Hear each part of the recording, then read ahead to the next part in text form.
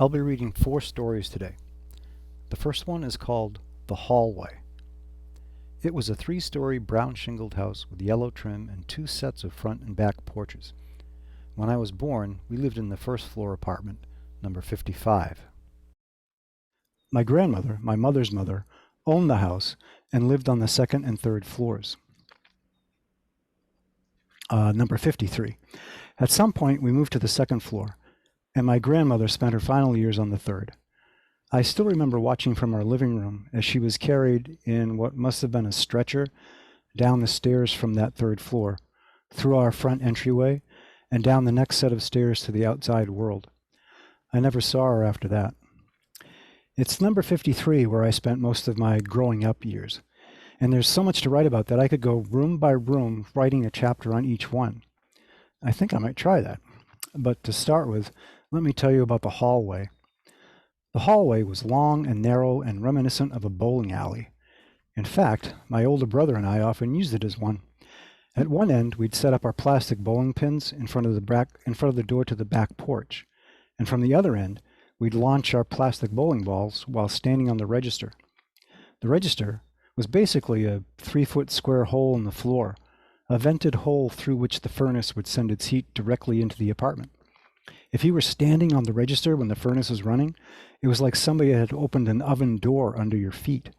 And the sound coming from that fire in the basement would bring to mind sweaty men shoveling coal into a blast furnace.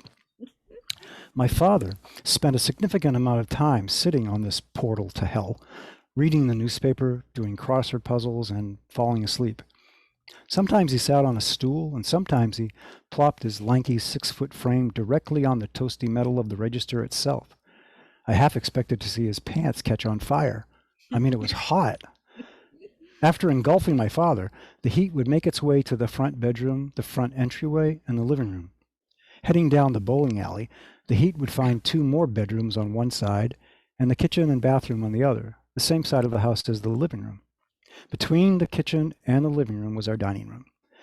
To help the heat reach that room, there was an opening at the bottom of the wall between it and the hallway.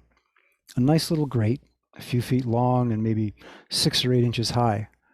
Not only did it help heat the house, but it was useful in another way, just for me. I was about 7 years old and had an age-appropriate bedtime, but I couldn't go to sleep then. My circadian rhythms wouldn't let me, not until long after midnight. So I would read. I might read one of my little golden books, like the one about a kid named Benny who wanted a pony and ran around wearing a frowny mask. Or maybe my book about the 2 dogs who found a bone and couldn't decide whose bone it should be.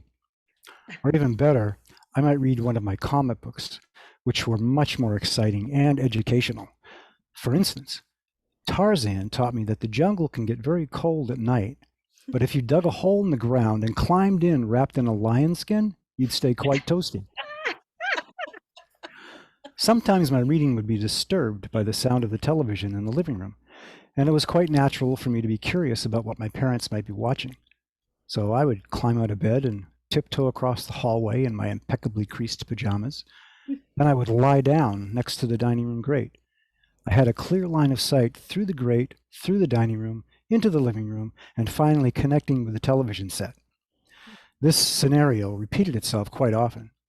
Me lying on the hallway floor in my PJs, my dad sitting in the darkened living room, dozing off in between eating brownies and drinking milk out of a big clay stein meant for beer, my mom somewhere on the couch, I think, and all of us bathed in the glow of the television screen. Eventually, the view through the grate wasn't satisfying enough, and I started sneaking right into the dining room, hiding under the buffet to get a peek at Steve Allen or maybe Jack Parr. My boldness did not serve me well, and eventually my mother realized what I was doing. Although in truth, she probably knew all along that I was lying there in the middle of the night. I don't think I was very good at stifling my laughter. Plus, she was a mom. She knew everything. So, as a result of my naughtiness, my mom gave me my own TV. I've been told by some that my mother spoiled me as a kid. I don't know, but I got my own TV. It didn't look like much, just a small wooden box with some clunky knobs on the side, a set of rabbit ears on the top, and a darkened window in the front. But start turning those clunky knobs on the side, and the window would slowly brighten, and worlds of adventure would open up to me. Of course, there were the westerns: Yancey Derringer, Bat Masterson, The Lone Ranger, Hopalong Cassidy.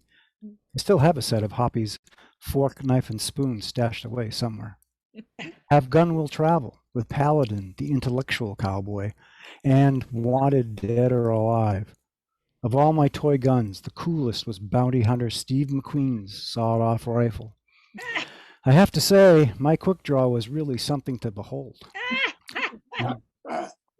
And then there was Superman, Commando Cody, Beanie and Cecil, and Sheena, Queen of the Jungle. Of all these heroic characters populating my TV world, yes, Beanie and Cecil were heroes. The greatest of all was, wait for it, Perry Mason. I loved Perry Mason. He was a lawyer who defended people on trial for murder, and he was always victorious. Not only would he prove his client's innocence, but he would get the real culprit to confess right there in the courtroom, just before the last commercial. He was smart, clever, confident, and articulate. I was none of those things.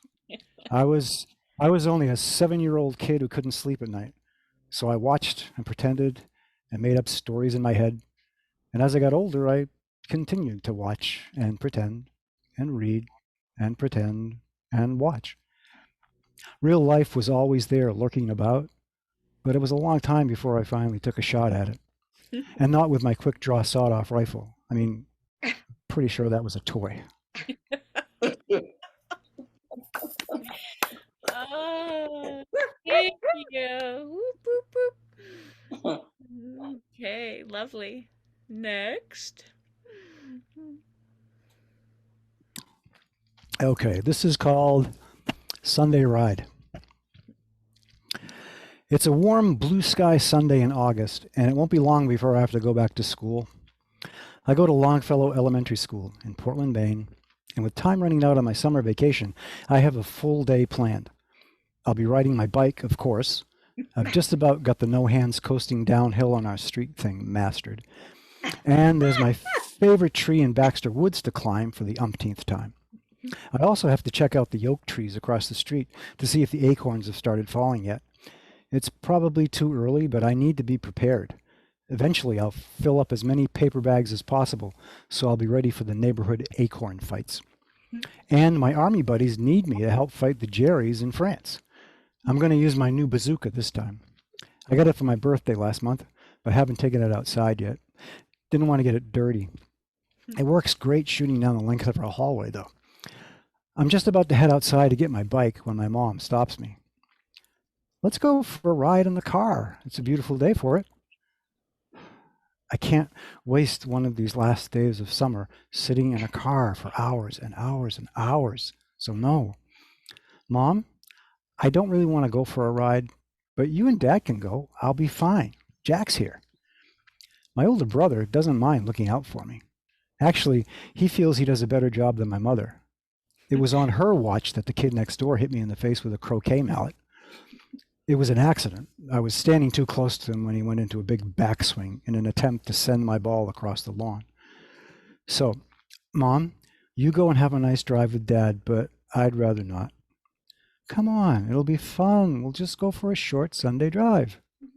Yeah, right. There are no short Sunday drives. Mom, there are other things I really want to do today, okay? Okay, Michael. I'll just stay home then. It would have been nice to go for a ride, though. She does this a lot. She really wants to go for a drive, but she won't go unless I go too. One of us is going to be miserable this afternoon. So we're off in the blue and white Nash Rambler. Sun shining, a nice breeze, windows rolled down, and those triangle vent windows in the front pushed out like little car ears. My father drives, Mom next to me in the front. I'm in the back behind my dad. My brother, who is 7 years older than me, gets to stay home if he wants to, and he does. It might have something to do with the fact that I threw up all over his feet on one of our past Sunday outings. I get car sick sometimes. Have to take something if we're traveling long distances. We head on up Clinton Street. With the trees in full foliage, it's like driving through an arboreal tunnel, especially from my viewpoint, head resting against the door, looking longingly up at the sky, wishing for a sudden thunderstorm, lasting just long enough to abort the drive, but short enough that I can get back on schedule and out the door before my mother stops me. About 2/3 up the street, it starts to incline a little. It's from this point, heading on back down to our house, that I'd be letting go of my bike's handlebars and coasting home if I didn't have to go on this dumb drive. At the top of the street is the Jenny station, gas station owned by Mr. Lopez. I go to school with his daughter. I think he has a little thing for my mom. Across the street is the A&P. The A&P is the best grocery store in the world. When you go in, it's basically a U-shaped floor plan, straight in one side and back up the other. Shelves of groceries on both sides of the darkened aisle. It feels like this building has been here for a very long time. The old wooden floorboards creak and squeak as you shop, and there are posts in the middle of the aisle. One day, my father was showing off and grabbed one of the posts and held his body straight out parallel to the floor. He does things like that. He stayed suspended there for an instant, then his hands slid down the post, but he stayed straight out parallel all the way down to the floor. It was pretty cool. Next to the A&P are Pat's Meat Mart and the local bakery. 2 doors side by side. Go through the door on the left and you can get any fresh meats you'd like. I like to watch Pat slice up bologna for us on his meat slicing doohickey while Joe walks into the meat locker, the door clanging shut behind him. When he comes back out, he's holding a juicy slab of red meat that he weighs, wraps in paper, and gives to my mom. I think he has a thing for her, too. They are both big, solid-looking men and wear long white coats faintly smeared here and there with blood. Go through the door on the right, and you get bombarded by sweet aromas of pastries and breads to make your mouth water. Crullers were my favorite goodies to come home with from there. That being said, most of the sweets we had at home were made by my mother. Chocolate peanut butter brownies, chocolate chip cookies, and any number of cakes. Her whoopie pies were legendary. There was one glorious item, though, that didn't come from the shop or my mother. Scotch cookies. Scotch cookies were brought right to your house by the Cushman's bakery man. I think my mother got bread from him too, but the cookies were what I remember. Big, flat, round, not too soft, not too crisp, and full of molasses. They were the best. And it wasn't just the Cushman man that came to your home in those days. There was also the laundry man, the insurance man, the ice man, and the doctor. And there was no end of salesmen that made the rounds. Vacuums, encyclopedias, brooms, musical instruments, Melmac. When you opened the door for the Melmac man, he would throw a set of dishes onto your floor to show you how indestructible his dinnerware was. We had tons of it. And there was the milkman. My dad was one. Most people back then had a crate on their porch where the milkman would leave fresh milk and other dairy products and take away the empty bottles from the week before. My brother and I would fill the empties on our porch with water to quench our thirst when playing kick the can or spotlight with his friends. We make the turn onto Stevens Avenue. On our right is one of the entrances into Baxter Woods. Go a few hundred yards down that path, and you get to a field where my brother and his friends play baseball. They let me play too. When I'm in the outfield, I sit on the fence, separating the woods from the convent on the other side. If a ball gets hit over the fence, I jump down and get it before the nuns do. They tend to keep the baseballs if they find them. Near the field is one of my favorite trees with its perfect branches for climbing and multiple places for sitting and taking in the beauty of the woods. We're going slow enough now. I could probably open the car door, roll out onto the street, and make a run for it into the woods. But I'm too chicken to try it. We drive on, and on, and on. We go further and further into more rural areas. Fields, woods, a house or a farm every now and then. My father with his arm casually resting on the car door, whistling songs every now and then, occasionally singing. My mother smiles as she listens to him. She turns around. "How are you doing?" I don't hear her. I'm checking out the landscape. Some really good possibilities for army maneuvers in those woods and hills. Michael, you okay back there? Oh, yeah, I'm fine. At some point, we arrive at an old farmhouse that belongs to my mother's maternal side of the family, the Smiths. It hasn't been lived in for quite some time. We actually stop here and get out of the car. My mother walks up to the house. My father lights up a cigarette and turns to me. Do you want to look inside? We join my mother. The door is locked. While my father looks for a window he could climb through, my mother and I peek into the front room and see some old pieces of furniture among the clutter, sofa and armchairs and such. There's a really old piano in there, too. It'd be cool to bang on the keys to see how it sounded. We have a cheap piano at home. I can only play one song on it, and that's only because somebody marked the order of which keys to play with a pencil. We can see a dusty stairway up to the second floor. I wonder what's up there. Ghost, maybe. My father can't find any way in, so we go look at the barn, which happens to be open. There's all kinds of cool farm equipment. No idea of what any of it is for. And a car, the kind of car you'd see in an old silent movie. My father helps me get into it, and I pretend to drive it as it begins to turn into a half-track.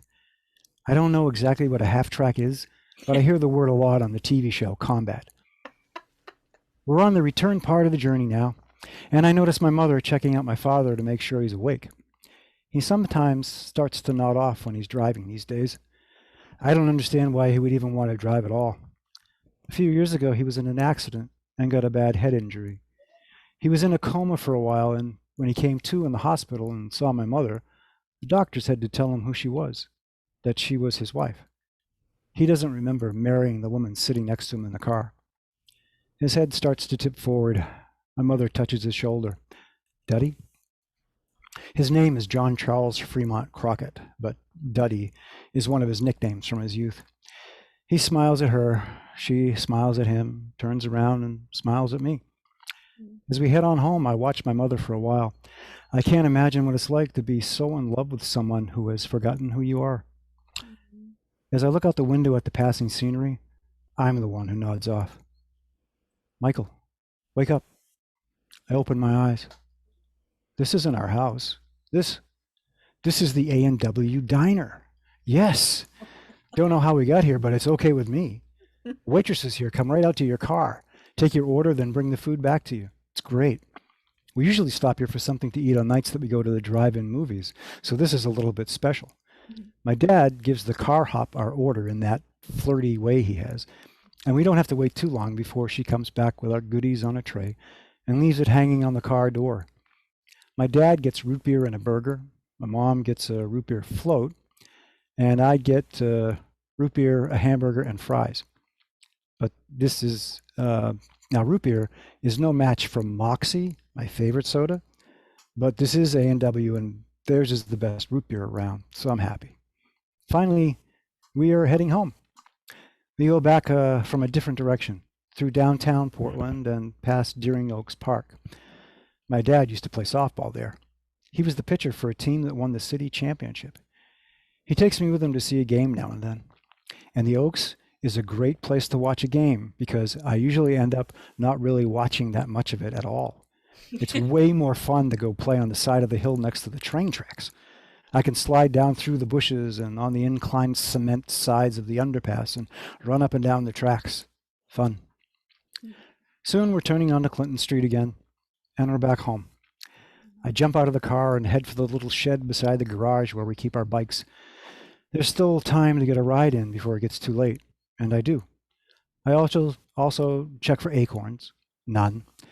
And I even get to play kick the can with my brother and his friends.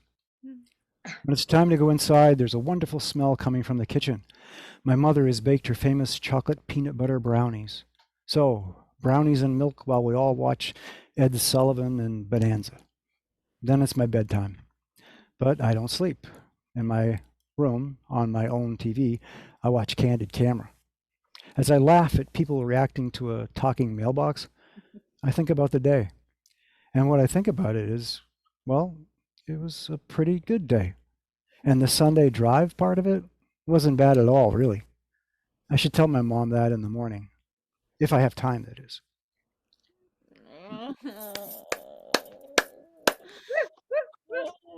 What a day. What a day. Yay. Mm. Okay. This one is called The Kitchen. The kitchen of the house I grew up in wasn't very big, but a lot of stuff happened in it. Obviously, food preparation was the major event that took place there. I liked to hang out in the kitchen when my mom baked her chocolate chip cookies because I'd always get a big spoonful of dough to eat before they went into the oven, the gas oven, the one that my mom magically turned on by sticking a lighted match into a little hole in the bottom of it. I can still hear the poof sound it made.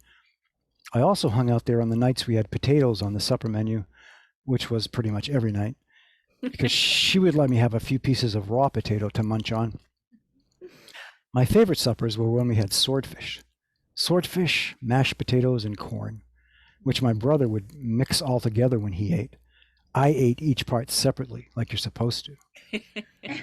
There'd be salad too, but I only ate the lettuce with sugar on it. The kitchen, the kitchen is also where my mother took care of the laundry. She'd wheel in the washing machine from out in the hall and hook it up to the sink. It was a wringer type, which means that after the clothes had been sufficiently sloshed around in the tub part, my mother would take them out and one by one crank them through two rollers that squeezed out as much water as they could. Then she'd take the clothes to the back porch and hang them on the clothesline that ran from the porch to one of the trees in our backyard. Luckily, it was a good climbing tree because sometimes the clothesline would slip off the pulley and I'd get to climb up and get it back on track. When the clothes were dry, my mother would set up the ironing board in the kitchen and press those things that needed pressing. My mother did a lot, and that was just one room. There was a table in the kitchen where my father would often sit and have a late night snack, and because I couldn't sleep, I would occasionally join him, the two of us sitting there in our pajamas sharing milk and brownies. One year, my father went out into the woods somewhere to chop down a tree for Christmas, and when he came home, he sat down at that table to show us something. His boot. An errant swing of his axe had sliced clear through the top of it and through his sock, but somehow missed his foot. Things like that happened to him. Near misses. Sitting there, he went on to tell us about a work-related incident. For a time, he worked for a laundry delivery company, and one day he got back to the shop late from his route. The doors were all locked, but he didn't want to leave his load of laundry in the truck overnight, so he walked around the building and found a basement window he could force open. Looking inside, he saw the rails where clothing was hung and sent along its way during the cleaning process. He reached in, grabbed one of the rails, and swung himself inside. Then he unlocked the door, brought his day's dirty laundry in, and went home. The next day, he told his boss what happened and showed him where he had come through the basement window. His boss took a breath and told my father that if he had grabbed any of the other rails, he would have been electrocuted. Ugh. After a while, he changed jobs and worked as a milkman.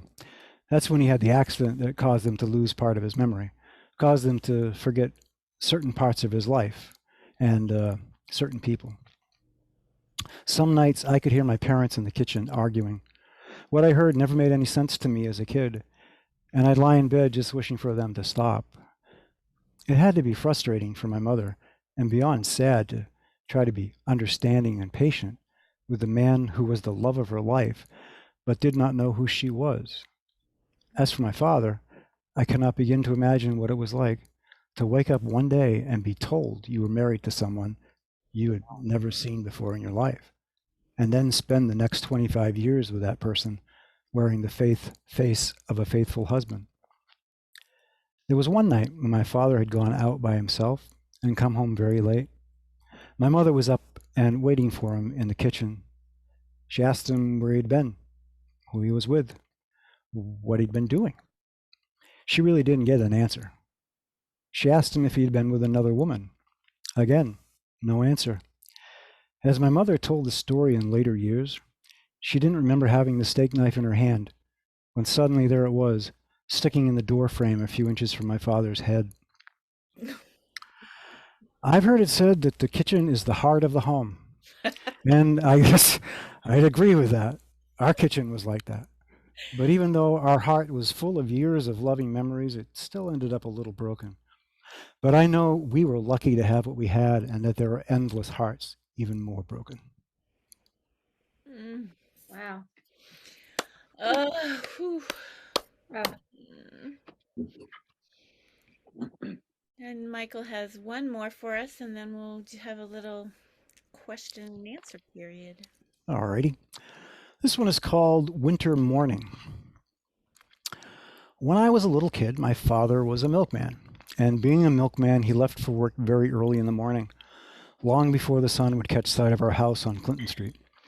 And usually, my brother and I wouldn't see him until late afternoon, except for those times when he managed to sneak away from his route, swing by the house, and take one or both of us with him while he finished his deliveries. That was always fun. I can still hear the clinking of the milk bottles in their crates. I can see my father driving the truck while standing, not sitting. I can feel the metal floor under me, where I'd curl up next to the crates, drinking my own little bottle of chocolate milk. No passenger seats, no seat belts. Who needs those? But there was a special time when we did see my father before he left for work. Christmas. Christmas was usually a work day for him, so my mother and father would wake us up before he left, and we'd all go look under the tree and find the presents that Santa had brought us, the unwrapped ones. And even though, as the years went by, my older brother came to know the truth about the big guy in the red suit, he would indulge me and play along. Then we'd go back to bed, taking our stocking stuffers with us. And later in the day, after my father came home, we'd get to open the wrapped presents. There was one other time when we saw my father before he left for work. It was winter, but not Christmas, though, so it was kind of jolting and annoying when he woke us up and told us to get out of bed. I mean, it wasn't even a school day. He told my mother, my brother, and I that we had to go out onto the front porch now. So we went out onto the front porch. We were on the second floor. It was cold, it was dark, and it was snowing. As we stood there shivering, he told us all to look. We looked. My father's car was at the end of the driveway, motor running, headlights on, and snow was falling through the beams like some kind of oversized snow globe. Mm. Okay, that's nice. Is that it? Again, he told us all to look. And again, we looked. We looked down at the car, motor running, headlights on, and then we followed the beams from the headlights, followed them to the snowbank across the street. And there it was, what my father wanted us to see, what made him stop the car and come back in the house. An owl, a big white owl, as white as the snow she was perched on. She seemed to be looking right at us, and we all stood there looking right back at her. No one said a word. No one moved. Four little humans in the dark, staring at this creature of the night.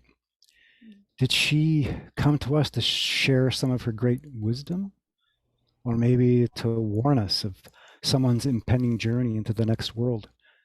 One thing was certain, she was beautiful, sitting there quietly in her snowy spotlight.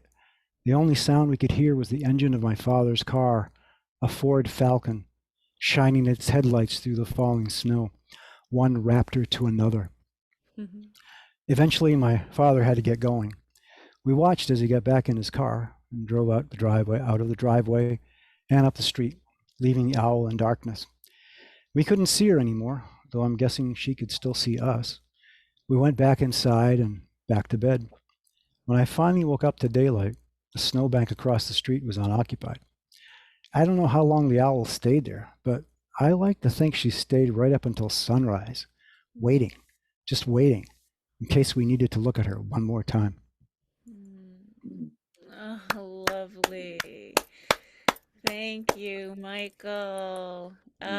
Just gorgeous, gorgeous stuff. Ah, so now we open it up for questions. So if you just want to, in your Zoom box, there's a reaction thing. You can put a little hand up and ask Michael a question about anything about the work, a specific story about his home life. So, does anyone have anything they'd like to find out? Hmm. No. Michael, I just love your stories. Um, they're reminiscent of a time I was a little older, but very much country, very simple, life oriented around the kitchen and the stories that happen. And you have an incredibly gentle way of sharing all of that with us. I'm right there with you. I just find that your voice, your reading of them, so nice. Thank you so much. Thank you. I Thank you. love them. Love you too. Right back at you. Lovely. Aw. Any other comments or questions for Michael? Sarah? I have a question, Sure. Michael. Wow. Um, so I go through these mixed feelings of loving hearing about childhood in Maine because I got to do that too. But I want to ask you, in the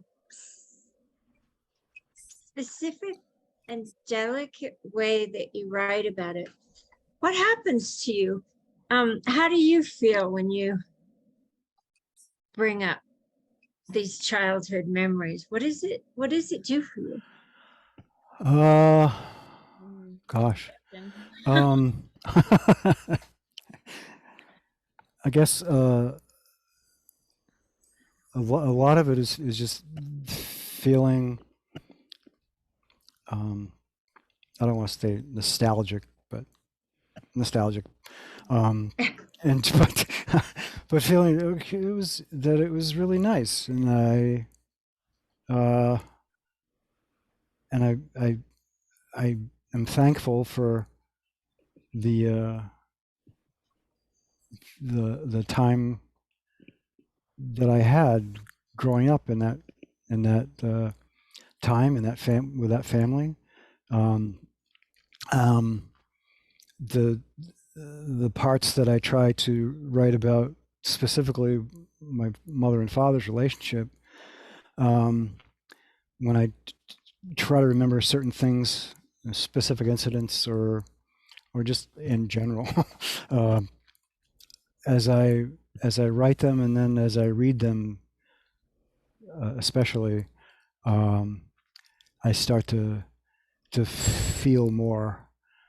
Um, yeah, I try not to feel much in my life if I can avoid it. And yeah, ask her, she knows. uh, but so this brings it back, and it's and the all the feelings that crop up, happy feelings, sad feelings. It's good to feel those, uh, and remember those, and remember the good things, and through all the things that happened, it was, I think we pretty much had fun Mm, most of the time. yeah. And That's a comment I would make. I just love that you have that line about, what was broken, but it was just a line. You just wove it in slightly, and I don't get the sense from your work that you're avoiding some big trauma in your life, but that you're really appreciating what you had, and yet telling us that this existed and it couldn't have been easy. And I know there are other pieces probably where you explore it a little more deeply, but I really I don't feel like I have to take care of you as a listener, or as a reader, because it feels like you found your way and you went to the light, and that and your mom, I just feel like what a powerhouse, what a present. And I had the fortune well, of yeah, meeting her, but I get yeah, choked up seeing you guys. But yeah. just in your story without really saying it, like your simplicity. My mother, well, she did a lot of work, so it's lovely. It's lovely the way you weave the tales. Thank you. Anything else? Joe Sikorik. Hey, Michael. Hi. You're usually so much more concise in your comments. Yeah. I was wondering if, in the process of writing these things, you've experienced a change either in how you perceive these events or how you feel about it. I think as I got older, even before starting to write, and then writing has sort of exacerbated that. I would think about the past and every now and then have a realization come into my head that why didn't I know that a long time ago, kind of a thing. As an example, when my father was first coming out of the coma in the hospital, he was very upset, and he kept asking about the little one. And at at that point of our ages, it was usually my brother, sometimes me, but usually my brother that was most often with him in his truck sometimes. And so they brought Jack in to show him he's okay, he's okay, he's okay.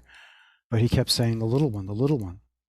And at that time, I was too young to get into the hospital. They had an age limit. I don't know why. So two of my uncles, two of my mom's brothers snuck me in so he could see the little one. So the little one, oh yes, okay, great, everything's fine.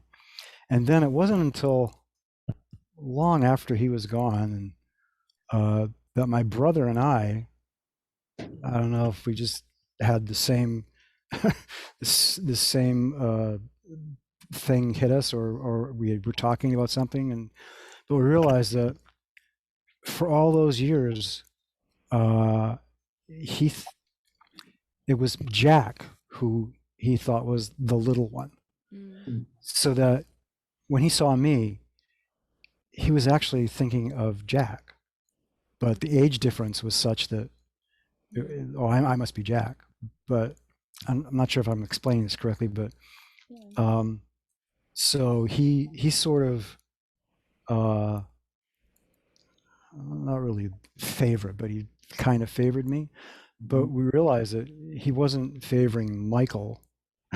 He was favoring the kid he thought was his firstborn, Jack. And so trying to wrap your head around that and go back and relive those years and the things that happened, the things we went through, and him thinking that it wasn't me. Yeah. What about me? Do you know who I was? So that's, Yeah. and I think I put that in one of my stories. Do you really know who I was? So yeah, things change, and with remembering and having certain feelings like in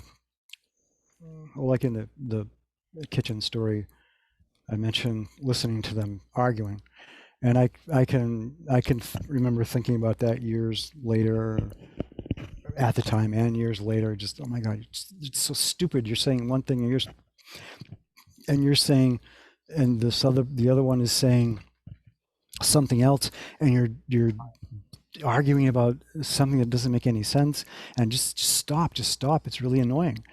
And then thinking about everything, and oh my gosh, there's probably a reason why they were thinking different things and not connecting, because they weren't connecting. Yeah. It's amazing there wasn't more of that going on. Yeah, there's some things in their story that I will not write about. But there was a lot there. Nice. Yeah. So I could piggyback on Joe. Nice to see Michael. What a beautiful, beautiful readings. I mean, really. Oh, thank you. Quite Thank you.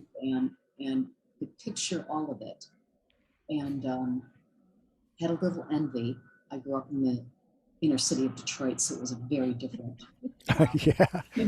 kind of life.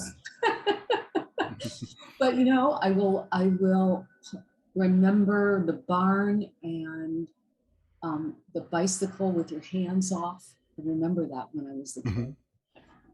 And laying, I loved the hallway. That was beautiful, because you know, always wanting to be up later and figure out what mom and dad are doing and what are they watching and et cetera, et cetera. Anyway, it was just one picture after another, which is great writing for me. I mean, when somebody can take me to a place where I'm visualizing and I'm just completely in the story. And that's how I felt. So thank you very much. So Oh, thank you.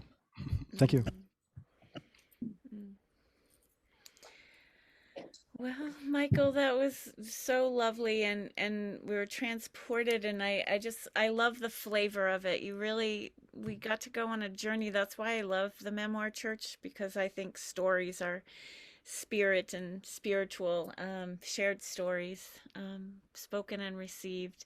And what an honor and a pleasure to hear yours and get a glimpse into your upbringing and the deliciousness, and that how you capture yourself as a little guy is just, I can see you, you know, I can picture you. It's so sweet, and feel you. So thank you very much, and thank you all for coming. And Thanks. we're here every Sunday, 4 to 5. All right. Enjoy the rest of your day, everyone, and thanks for coming. Bye-bye. Mwah. Thank you. Bye. Thank you. Thank Bye. you. Thank you, Michael.